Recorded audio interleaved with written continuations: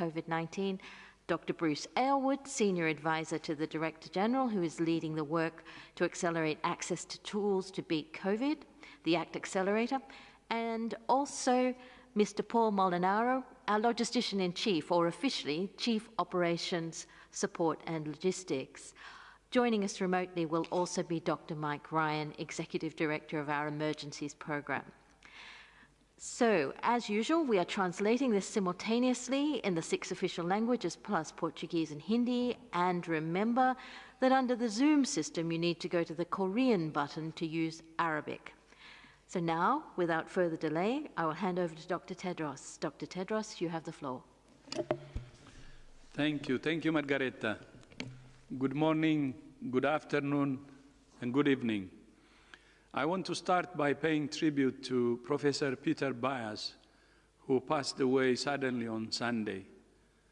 Peter was the former director of the Center for Global Health Research at Umeå University in Sweden and the chief editor of Global Health Action. He was a committed and talented servant of global health who helped many people shine around the world. He was also my dear friend and mentor. I have worked with him, learned from him, and laughed with him. He will be much missed. My thoughts are with his family and loved ones at this time. Our last media briefing focused on the world's progress in developing new diagnostic tests, therapeutics, and vaccines. Today, I'm going to outline some of the key logistical hurdles we have faced in the last 8 months, shipping life-saving medical equipment around the world. The lessons learned from the distribution of these supplies will be important as we look to ensure that our supply chains and systems are honed for future breakthroughs from the ACT Accelerator. Learning from past experience and challenges is key to improving the current pandemic response to this and future outbreaks. Every new disease outbreak presents new challenges, but from a logistics perspective, COVID-19 has been one of the toughest challenges we have ever faced. Because this respiratory disease passes relatively easily between people. When this outbreak started, there was an urgent need to get advice, information, training, and equipment to frontline workers. On the 5th January, days after a cluster of unknown pneumonia was identified in Wuhan, China, WHO shared detailed information on the cases with the world and advised all countries and emergency contact points to take precautions to reduce the risk of severe acute respiratory infections. Between the 10th and 12th of January, WHO published a package of guidance documents for countries. This covered topics related to the management of an outbreak of a new disease, including finding and testing for the disease, caring for patients, and infection prevention and control measures to protect health care workers. By the second week of January, China had mapped the genome and shared it with WHO and with wider world. We rapidly published a how-to on building a PCR test for COVID-19 from our partner lab in Germany. In the third week, WHO identified and began contracting for validated production of these tests. By the first week of February, we began shipping tests to over 150 labs around the world, which enabled the countries to quickly identify, track, and trace the virus. As this was happening and outbreaks started to spread in other countries, there was a huge surge in demand for personal protective equipment, such as medical masks, gowns, gloves, and face protection. Manufacturers in several key countries were under so-called lockdown, and there was a collapse in air transport, which is imperative for sending supplies around the world. Some countries put in place export restrictions, and there were several instances of requisitioning key medical supplies for national use. Supply nationalism exacerbated the pandemic and contributed to the total failure of the global supply chain. For a period of time, some countries were without key supplies, such as key items for health workers who were dealing with surging cases of COVID-19. And many countries still do not have enough. To boost manufacturing and ensure that supply chains began to function, early on in the outbreak, WHO convened regular meetings with key companies and industry groups. WHO worked closely with the World Food Programme and quickly utilized 9 new and existing logistics hubs to establish a solid supply chain to deliver life-saving PPE and medical supplies around the world. WHO worked with partners like UNICEF, the Bill and Melinda Gates Foundation, Jack Ma Foundation, and Alibaba Foundation to purchase and deliver hundreds of millions of pieces of protective equipment for health workers. The Partners Platform, created at the end of January, has become a critical tool to help countries highlight financial, supply, and personnel needs and deliver the necessary public health response. WHO worked to unblock bottlenecks by working with public and private partners to increase supplies within the market. So, what are the lessons? While there is a wish amongst leaders to protect their own people first, the response to this pandemic has to be collective. This is not charity. We have learned the hard way that the fastest way to end this pandemic and to reopen economies is to start by protecting the highest risk populations everywhere, rather than the entire populations of just some countries. Sharing finite supply strategically and globally is actually in each country's national interest. No one is safe until everyone is safe. No one country has access to research and development, manufacturing, and all the supply chain for all essential medicines and materials.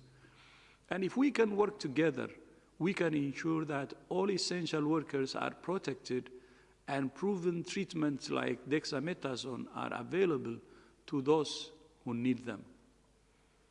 With PPE and tests, a collaboration between the public and private sectors meant supply was increased in order to support fair and equitable use of scarce products. As new diagnostics, medicines, and vaccines come through the pipeline, it's critical that countries don't repeat the same mistakes. We need to prevent vaccine nationalism. And for this reason, WHO is working with governments and the private sector to both accelerate the science through the ACT Accelerator and ensure that new innovations are available to everyone, everywhere, starting with those at highest risk.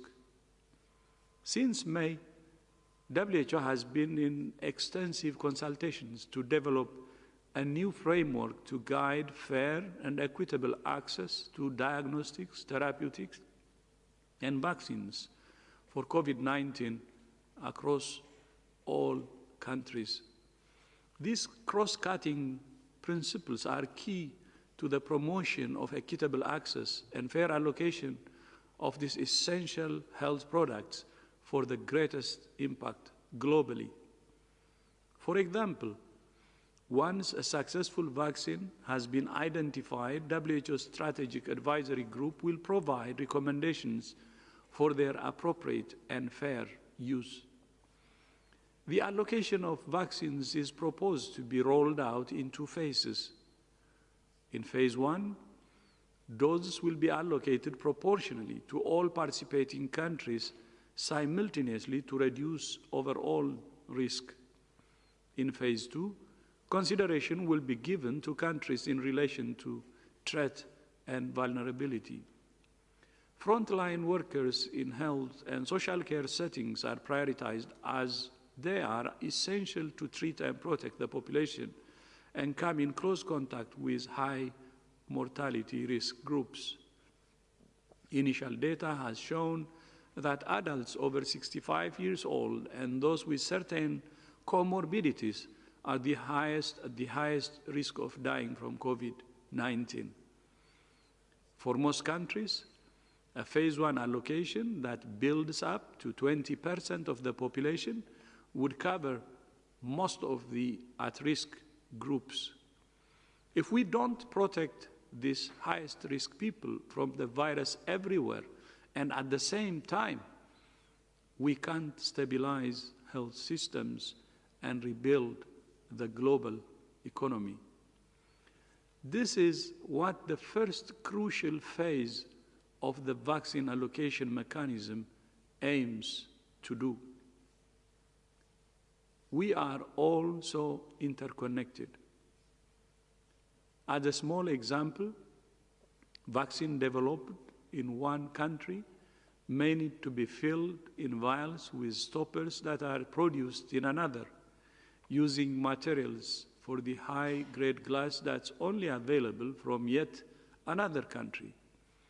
We will need to quickly manufacture billions of doses to reach all those who need the vaccine, which means hundreds of millions of glass vials and ways to transport them effectively. All this means elite planning at the highest level is needed right now to prepare to vaccinate and treat the world as new technologies come down the pipeline. As we accelerate the science, solidarity is needed to provide a joint solution to the pandemic. The Kovacs Global Vaccines Facility is the critical mechanism for joint procurement and pooling risk across multiple vaccines, which is why today I sent a letter to every member state encouraging them to join the Kovacs facility. Like an orchestra, we need all instruments to be played in harmony to create music that everyone enjoys. 1 or 2 instruments playing by themselves just won't suffice when the world is waiting and listening intently.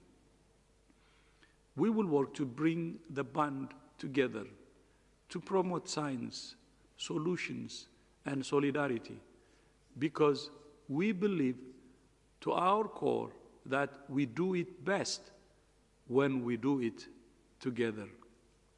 I thank you. Thank you, Dr. Tedros. I will now open the floor to questions from the press online, but I'd remind you first that if you wish to ask a question, you need to raise your hand. I'll also ask you to keep your questions to 1 question. You may ask your question in any of the 6 UN languages, plus Portuguese, because we have simultaneous translation. We are restricting this briefing to under an hour as usual, so as I said before, please restrict yourself to 1 question. Now for the first question, because we've got this press conference earlier, we've got people joining us really from all around the world. We have a question from Australia. So I'll ask Jason Gale of Bloomberg to please unmute yourself and please ask your question, Jason.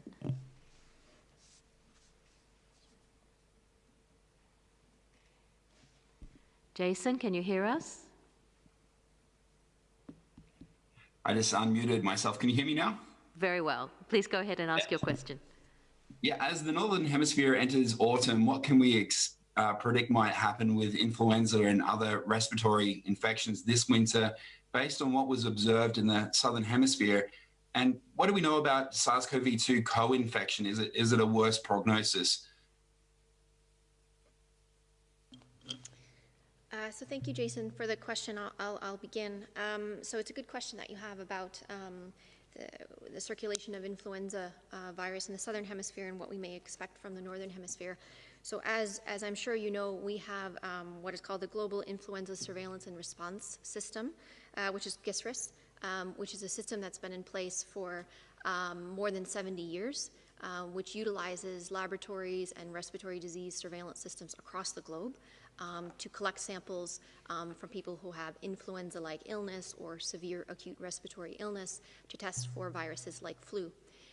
That system was used for COVID-19, which is really quite incredible, which really facilitated the world to be able to quickly test for COVID-19. What we know is that countries are using the GISRIS system right now for influenza and for COVID-19. And there are many countries that are continuing to test for influenza. In the last 2-week period, where we have the reporting period from July 20th to the 2nd of August, almost 300,000 specimens for influenza were tested, and only 37 were positive for influenza. This comes across a large number of countries that are looking for influenza, and so it seems like flu circulation is low. There may be a number of reasons for this, particularly in the Southern Hemisphere, where they are having their flu season, their winter flu season. Many of the physical distancing and public health and social measures that have been put in place, which keeps people apart, may have actually played a role in reducing circulation of influenza. I think we need to be careful about making an assessment of what may happen in the Northern Hemisphere for a number of reasons. First of all, we need to continue to test for influenza all across the globe. So the systems that are in place that are testing for COVID must continue to test for flu. That's first and foremost. Secondly, we do have a vaccine for influenza. And so it's important that people get vaccinated against influenza when that vaccine becomes available. That's really important, because it will be quite difficult if somebody is infected with either COVID or flu and they have a flu-like illness or cold-like symptoms, we won't be able to distinguish immediately between whether somebody has flu or whether somebody has COVID. We will need testing to be able to do that. So it could complicate the clinical picture. But there are tools that are in place for influenza, and so it is really, really important that when the vaccine becomes available for flu, that people do take that vaccine. Please go ahead, Dr. Aylward. Thanks, Margaret. And Jason, just to reinforce the importance of the issue that you raised with respect to flu and COVID. Last year, as Maria mentioned, the COVID hit the Northern Hemisphere in most places as we were coming out of the flu season. And this was extremely important because as you look at the massive expansion that had to happen in critical care capacities in the Northern Hemisphere in particular, in a lot of the countries and areas that we were working with, when you asked a hospital, how did you expand from 30 beds to 45 or 30 to 50 or whatever, the answer often was because we had that additional surge capacity for flu. So a lot of the surge capacity that we relied on to be able to manage the critically sick patients last year certainly initially came from that surge capacity. And that highlights the reason it's so important to get the flu vaccination rates up this year, even relative to previous years, as Maria emphasized, because we need that capacity potentially to manage COVID also this year. Again, as we spoke about in our last presser, we have a huge susceptibility gap still against this disease, COVID. We're going into a high season for transmission of respiratory illnesses, and hence our concern that we have all possible capacities optimized to be able to manage that. And part of this is going to be managing flu and ensuring optimal flu vaccination, as Maria mentioned. Thank you very much, Drs. Van Kerkhoff and Dr. Aylward. The next question comes from closer to home. It's from Nina from Agence France Presse. Nina, please unmute yourself and go ahead. Thank you. Can you hear me? Very well. Please go ahead. Okay, great. Thanks a lot. I was wondering, I saw that there was some reports out earlier this week that suggested that the so-called herd immunity against COVID-19 could become effective with just around 50% of people immune, opposed to 70 or 80% as thought previously. Is this something that you're looking at, and do you have a better idea of whether contracting the disease could provide the wanted immunity, or if it would mean that 50% of the world's population would have to receive a vaccine to reach that? Thank you. So thanks for this question. I will begin. So normally when we talk about herd immunity, we talk about the use of a vaccine and how many people need to be vaccinated to be able to reach the right proportion so the virus will not have an opportunity to circulate between people. What we are learning about immunity, what we are learning about antibodies, and it comes from seroepidemiology studies. There are a large number of seroepidemiology studies specifically for SARS-CoV-2 that are occurring right now globally, more than 100 right now. We are working with at least 50 countries right now to carry out studies on seroepidemiology so that we use a standardized approach across these different countries. Most of the studies that have been conducted so far, they've used a variety of methods. They've used a variety of antibody tests. So there are limitations in terms of, I don't want to overgeneralize, but what we've learned from the studies available to date is that less than 10% of the population has evidence of antibodies against SARS-CoV-2 virus. So what we really want to know are if people have these neutralizing antibodies, which are collected using a specific type of test, antibody test. Not all studies are actually looking for neutralizing antibodies. There are some higher seroprevalence rates among some frontline workers, some higher risk groups. So for example, healthcare workers or some frontline workers, who have been directly exposed to the virus, some areas with intense transmission, and those seropositivity rates go around 20%, 25%. But again, that means that a large proportion of the population remains susceptible. There are some suggestions of what that level of herd immunity needs to reach. A lot of these are done through modeling projections. That is quite helpful. But what we are looking at right now are the results of the seroepidemiology studies that are being conducted, and these tell us consistently across all regions that a large proportion of the population remains susceptible to infection, and that means the virus has an opportunity to spread. So this is why we emphasize so much that we have a responsibility ourselves to prevent ourselves from getting infected, and if we are infected, to prevent that virus from passing to others, which is why we focus on the case finding, the contact tracing, isolation of cases, quarantine of contacts. Having said that, just lastly to say is when somebody is infected with this virus, we expect that they develop an immune response.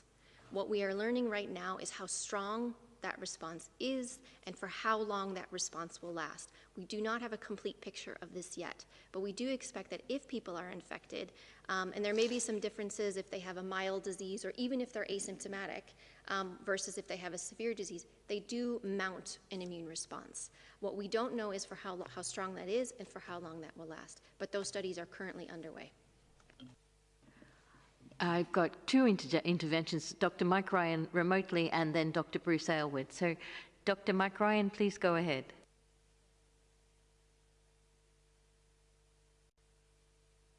Hi, Margaret, can you hear me? Very well, we can see you too.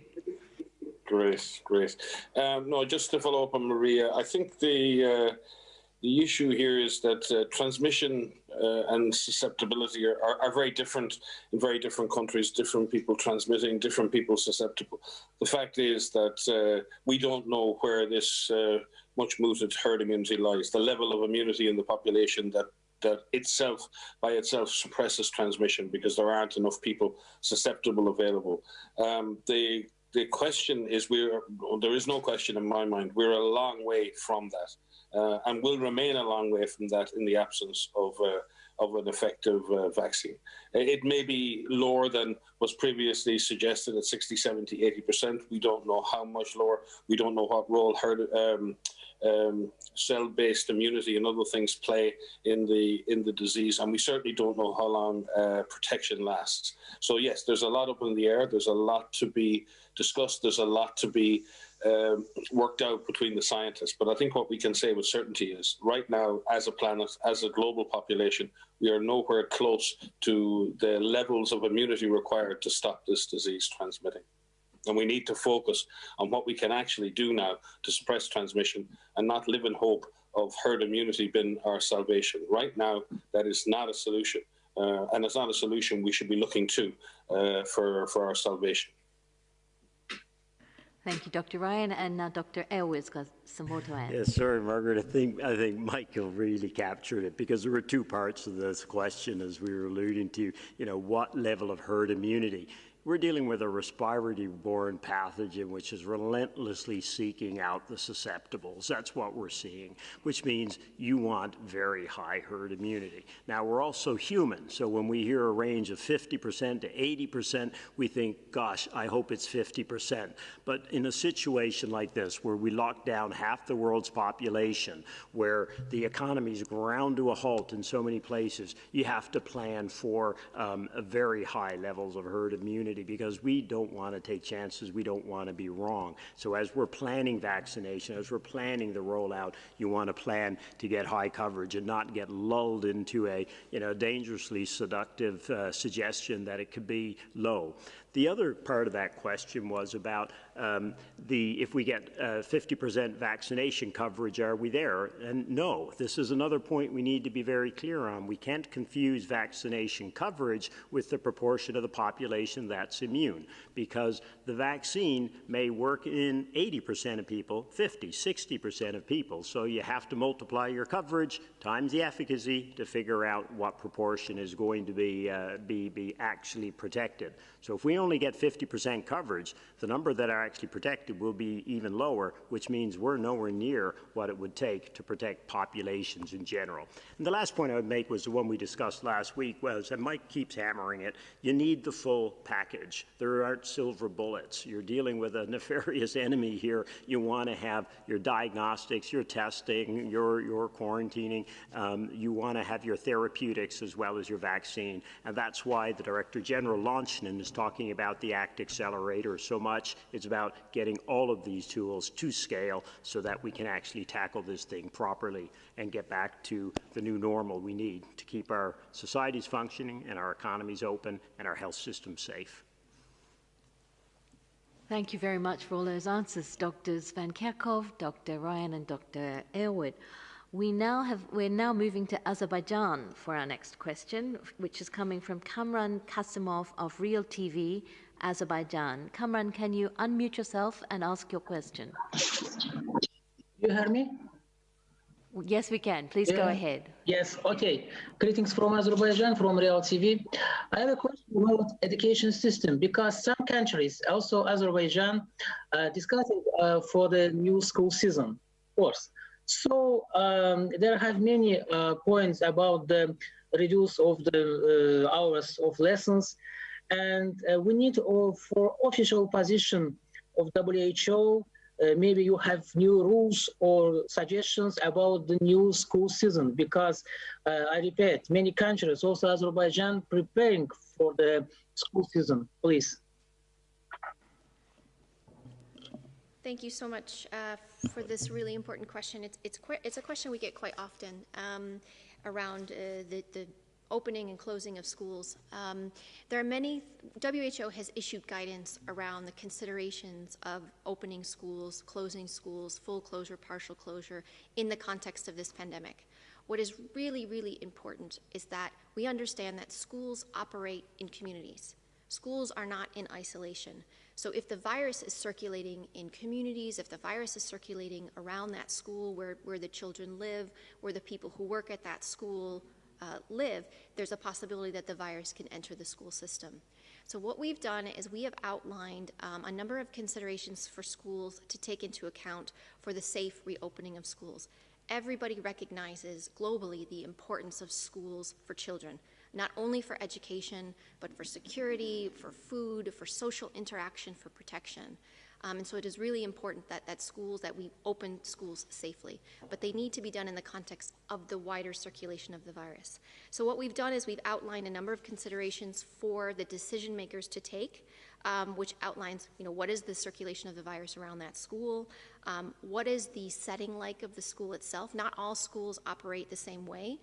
There are different physical structures of the buildings themselves. There's different age groups that are part of the buildings where the children go.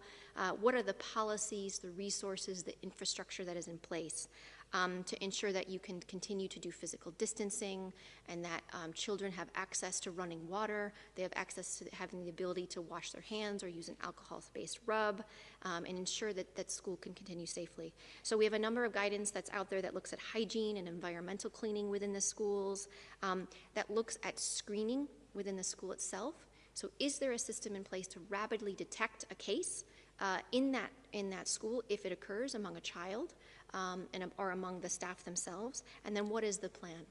In addition to that, to outline considerations around communication. So not only talking to the people who work at that school, talking to the children themselves, listening to the children themselves about how they can go back to school safely, and the parents of those children to weigh the concerns of the parents. So there's a number of considerations that need to be taken into account. But again, just to reiterate, that these schools do not operate in isolation, that they are part of the communities. So if the virus is circulating in the communities, there's a possibility of that virus entering the school itself. Thank you very much, Dr. Maria van Kerkhove. For the next question, we're going to Spain, to Oriol from El País. Oriol, can you unmute yourself and ask your question?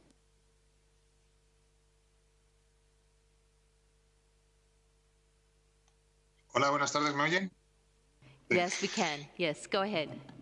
Muy bien. Les quería preguntar, ustedes conocen que España es el país europeo con más incidencia en las últimas fechas, lo que ha sido respuesto por algunos países con restricciones al movimiento de personas, como la imposición de cuarentenas o de indicaciones o instrucciones de no viajar. Quería saber su opinión sobre estas decisiones adoptadas por otros países. Thank you. I think this one's one for Maria to start with. Yes, so thanks again for the question about, we are seeing a large number of countries that are opening up their societies, and part of opening up that society includes travel. It includes the ability for people to travel. We have recently issued guidance similar to what I've just mentioned about the schools. These are about considerations for travel and how this can be done safely. And it's not just the act of travel itself. It starts from when you leave your home, and if you are feeling unwell, shouldn't be traveling. If you are a case, you should be in isolation. If you are a contact of a case, you should be in quarantine and therefore not traveling. But when travel, is able to open up, what are the considerations countries need to take? Some of this has to do with looking at the risk of circulation where you're traveling from to where you're traveling to. And some countries have adopted measures of looking at these corridors, of these safe corridors of traveling between this country and that country, meaning that the risk of exposure or the risk of transmission is the same in each of these countries. But again, it's more about considerations. There's no one size fits all here. Because the virus is circulating at different intensity across different countries, as an organization, it's very difficult for us to be very prescriptive. So what we've done is we've outlined these considerations for the decision makers to take when they're looking at travel, who should travel, how this should be done. It is important that if travel is taking place, that essential workers need to get where they need to get, that supplies need to go across the country. The Director General has highlighted many, many times challenges in getting supplies across the globe because flights have not been able to take off. And we're still seeing issues with this. We're still seeing issues with getting supplies to the countries where they need to go. And so, again, it's more about the considerations as opposed to being very prescriptive about if this happens, then you can do this.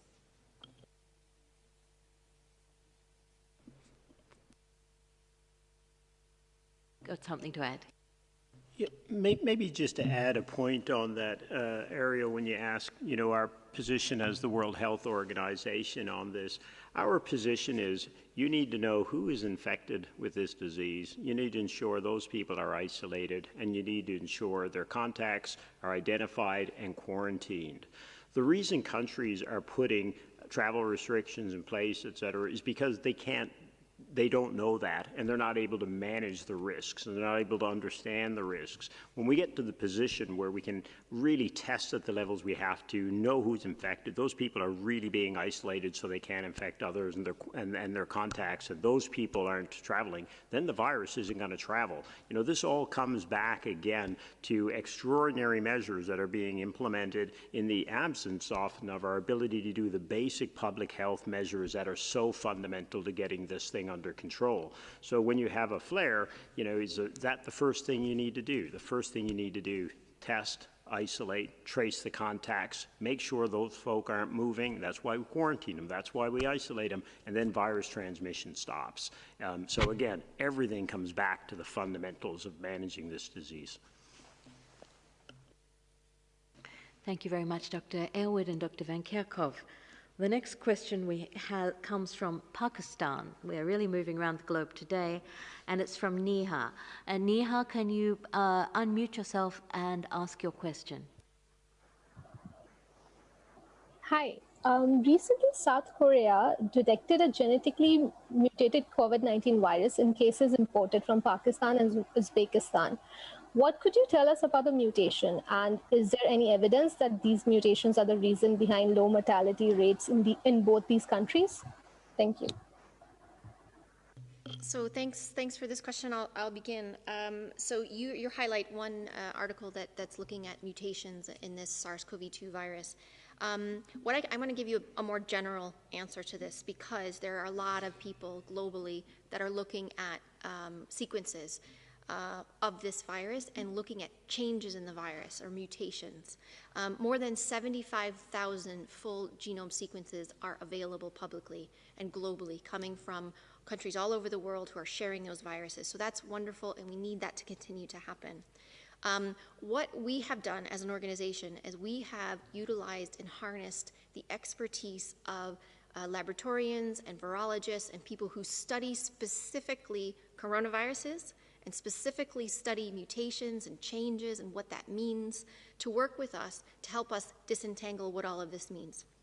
An article saying that there's a new mutation can sound quite scary, but these changes in these viruses happen all the time. There is a change in this D614G mutation that is something that has been circulating since February. It was first identified in February, and this is the predominant strain that is circulating in Europe and in North America, and it's come back into Asia again. What is important is that we're tracking these viruses, and that these viruses are being shared. And what we're doing with the working group, a special working group that has recently been formed, we had been discussing this in January, but we specifically formed a research group to look at each of these changes, each of these mutations, to say which one is important, which one means that the virus could potentially behave differently, and then how do we study that? So it isn't just identifying that there is a change, it's actually looking to see, does this mean that the virus is behaving differently? And so those are very important studies that need to be done. In terms of mortality, in terms of the differences that we've seen in mortality across countries, I think we've answered this question, or we've had this question many times. There are many different reasons why we see differences in mortality across countries. It's quite dangerous to compare the crude case fatality rate across countries. Some of this has to do with the people that are infected in the country, and in South Korea, particularly in the beginning, many of the people that were infected were quite young, and therefore didn't have as many underlying conditions or progressed to severe disease or death. So there's a number of reasons why we are seeing differences in mortality across the globe. Thank you very much, Dr. Van Kerkhove. The next question goes to Stephanie, the Reuters correspondent, Stephanie Nebahe. Please unmute yourself and ask your question, Stephanie. Hi, thank you very much. I wondered if perhaps Dr. Tedros could comment on some of this photo that has been circulating today on social media and so forth from Wuhan, China, of people partying in very close proximity in a pool, and what concerns you may have about that, particularly ahead of the upcoming WHO mission to China, which may include a visit to Wuhan. Thank you very much. So Stephanie, thanks for the question. I will begin. So I did see the picture that you are referring to, but I would like to point out that I have seen almost exactly that same picture in probably every country globally right now.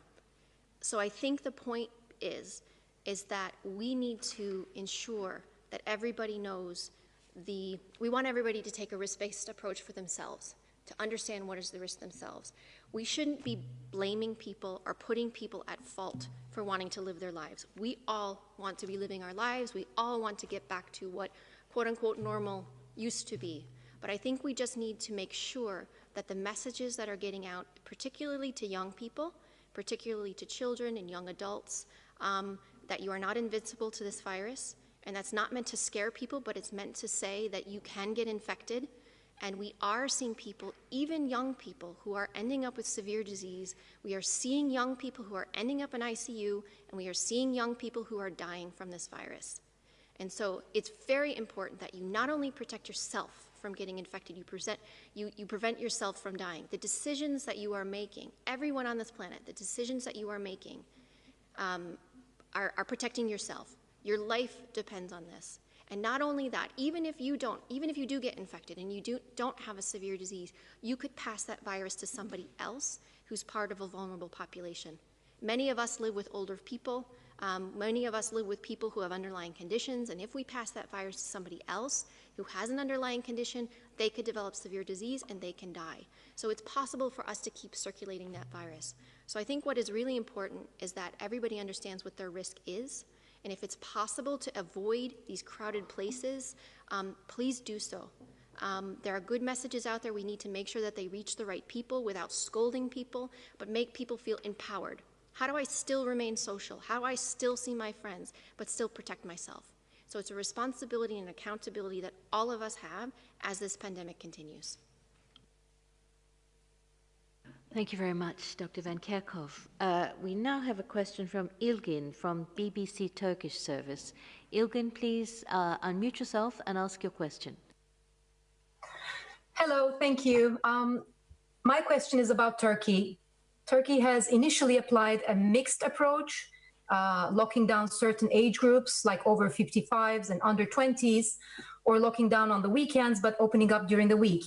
When you view the situation from Geneva, how does Turkey's scorecard and its strategy look? And I'm talking about the strategy for governments to provide treatment if somebody gets infected or offer vaccination when it becomes available, but to say that if you get infected, it's on you. In other words, leaving the responsibility to protect oneself completely on the individual. Is this a viable strategy? Thank you.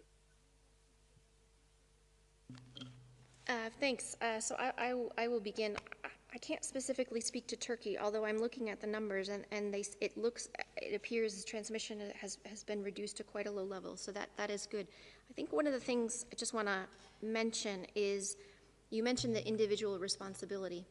As I just mentioned in my previous answers, individuals have a responsibility, absolutely. Families have a responsibility. Communities have a responsibility. Governments have a responsibility. It isn't just at the individual level, although the individual level is incredibly important because the decisions we make, and if we could reduce our exposure, if we could reduce the possibility of us getting infected, that's the start.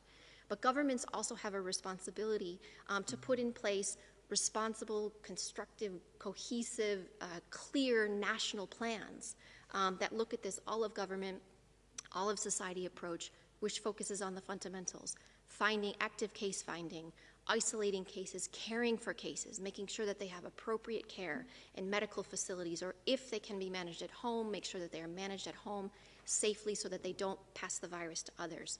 Making sure contact tracing is being conducted consistently and comprehensively, and that contacts are quarantined so that they don't have the possibility to pass it to someone else if they are infected themselves. To make sure that there's clinical care, appropriate care for individuals depending on the severity of their symptoms. And this includes symptomatic treatment. It includes oxygen and respiratory support. Dexamethasone if they develop critical or severe disease for the most severe patients. Making sure that our health workers are trained and protected, and so that when they care for patients that they're not unduly exposing themselves to infection. and a number of other things. So what Turkey has done and what other countries have done, taking this approach, tailoring it to the needs of the country, the capacities of the country, and being consistent in this application of these measures is really what is critical. As the pandemic evolves, there may be situations where the virus could resurge, and so the system that has been put in place for COVID that is built upon existing systems needs to really act quickly so that any of these clusters can be brought under control.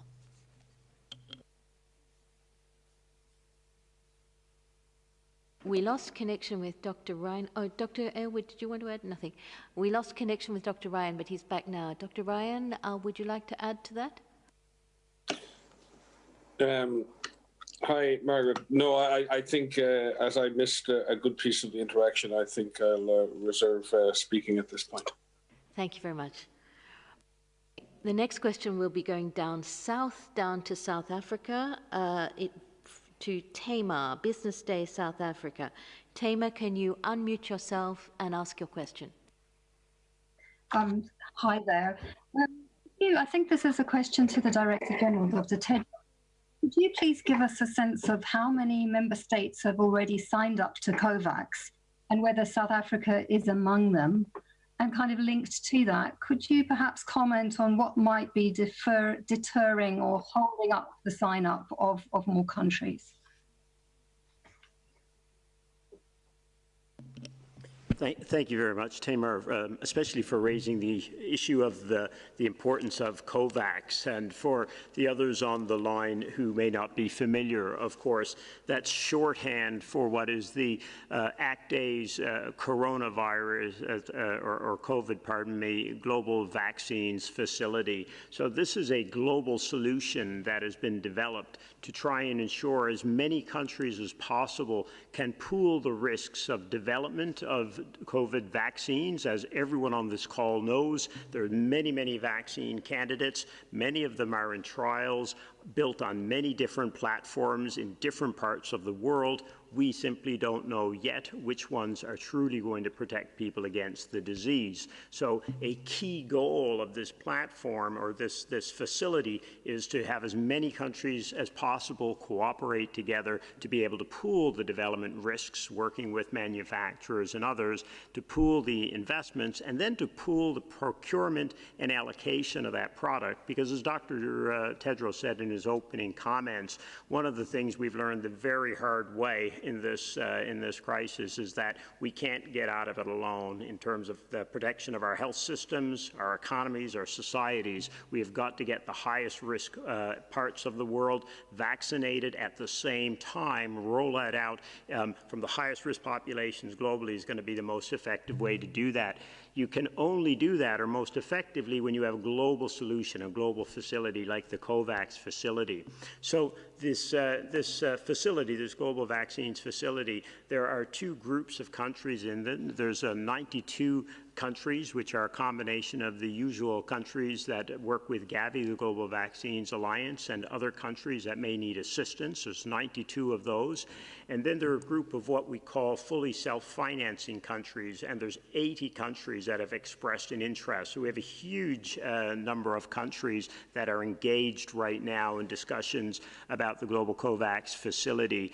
The total, as I said now, is over 170, and that represents about 70% of the world's population. You asked how many have actually signed up specifically. Right now, we're still in the process of design. The terms, what we call the agreement terms, which a country would sign to join the facility, are just being finalized. We are looking for an indication, a firm indication for countries by the 31st of August. So that'll be the time frame that we'll be able, Tamar, to give you a better indication of who has expressed an interest versus who has actually signed on. Now, in addition to those 170 countries, one of the questions we had since last week is, what about all the other countries? And there are, as people know, the European Union is working toward a solution for the European countries, and some other countries are as well.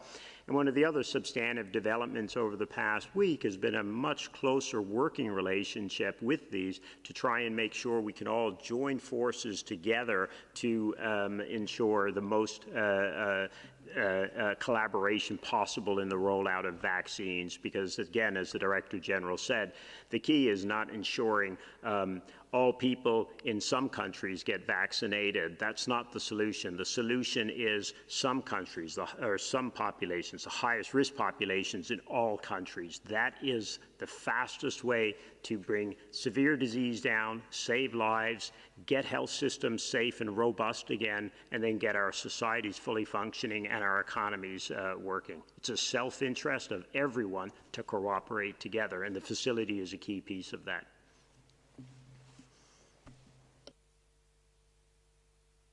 Thank you, Dr. Aylward. The next question comes from Sarah Wheaton from Politico. Sarah, can you unmute yourself and ask your question? Yes, thank you. And I apologize for the construction noise that may be in the background coming from me. But also following up on Kovacs, I would request an answer to my colleague's question about what resistance you may be hearing from countries that have not expressed interest yet, and also any more details from what Dr. Aylward just mentioned about collaboration with efforts such as that of the European Commission, and if you are starting to see some collaboration, if not full-fledged joining from the United States and China. Thank you.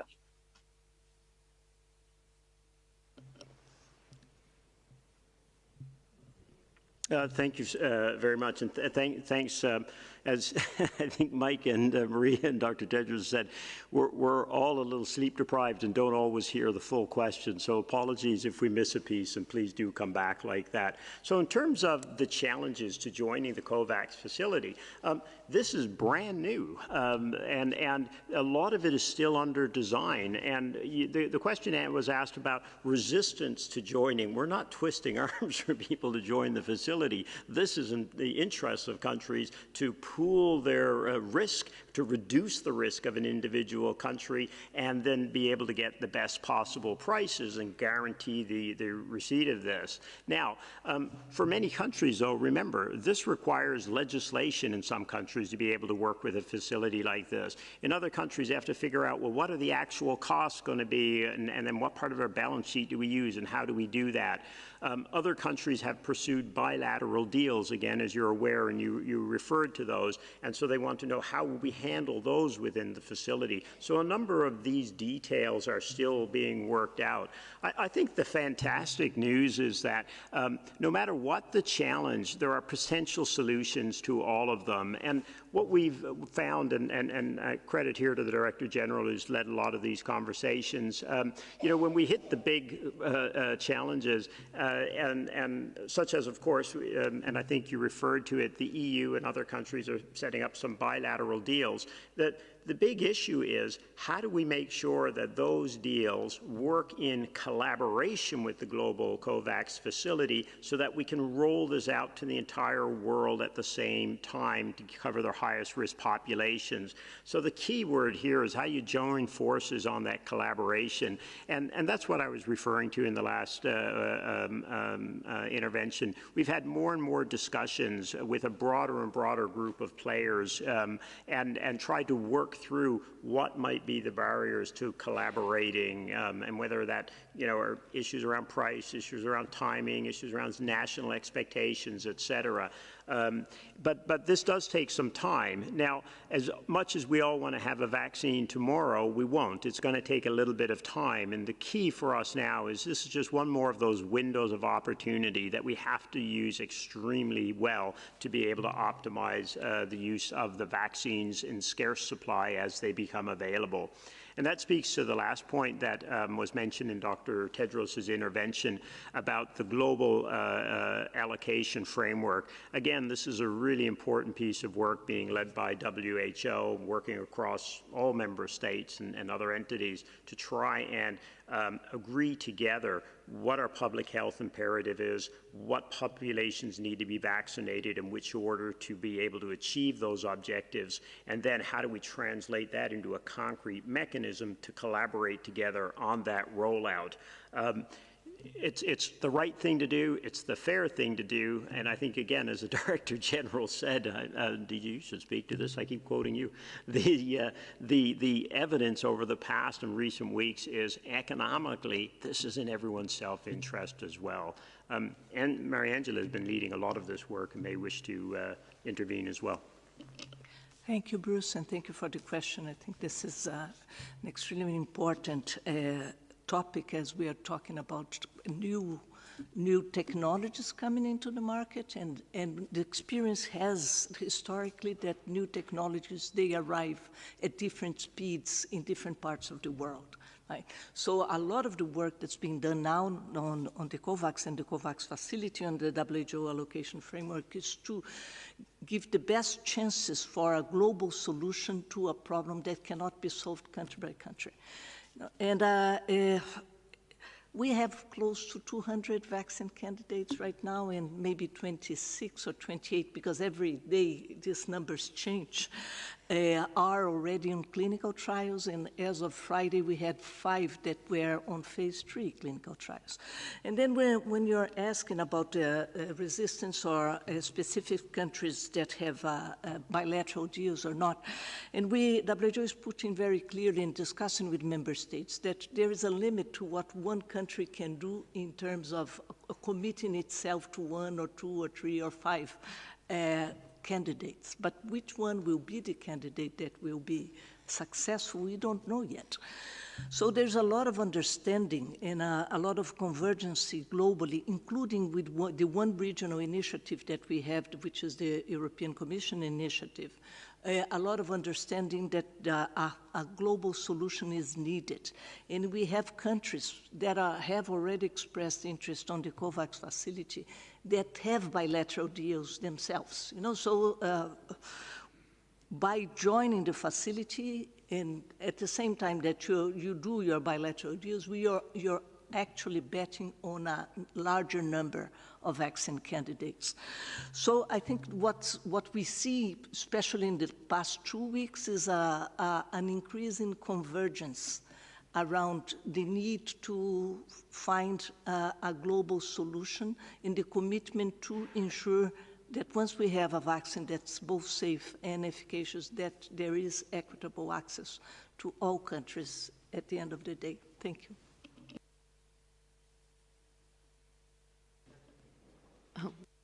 There's one nuance to this that again, I'm sorry, folks, to come back, but just that everyone's clear on as well.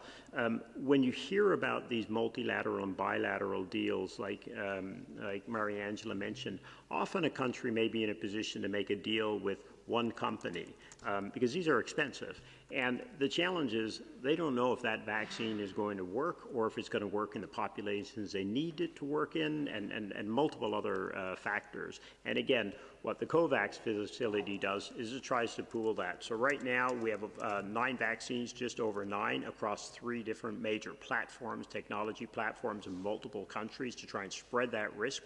If there's a winner in vaccines, we'll have one. There's absolutely no question.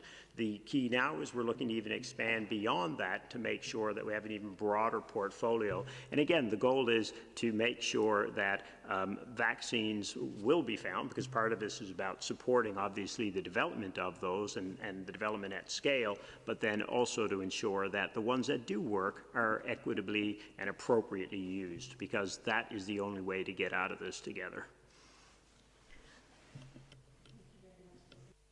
Thank you very much, Dr. Aylwin, Dr. Shimao. And with that excellent question and those really great answers, we're running over time, so we've only got time for one more question, and that will come from Jonathan from DP2 in Denmark. Jonathan, please unmute yourself and go ahead. Thank you. Can you hear me? Yes, very well. Thank you. Can you hear me? Can you hear me? Yes, we can. You have included the traditional Chinese medicine in your new international diagnostic manual. Therefore, I ask, can you imagine fighting COVID-19 with the secretion extracted from the gallbladder of a live bear? And how many doctors do you estimate it would require to hold the bear down while doing so? Thank you, Jonathan. That's not a real question. I think that that marks the end of our press conference. We will now say thank you very much to everybody who joined, and I'll hand over to Dr. Tedros. So thank you very much, and sorry for not answering the last question, but Denmark is my favorite country. Tax kaduhe for your question. So thank you for all who have joined today, and look forward to having you again on Friday. So have a nice day. Bye.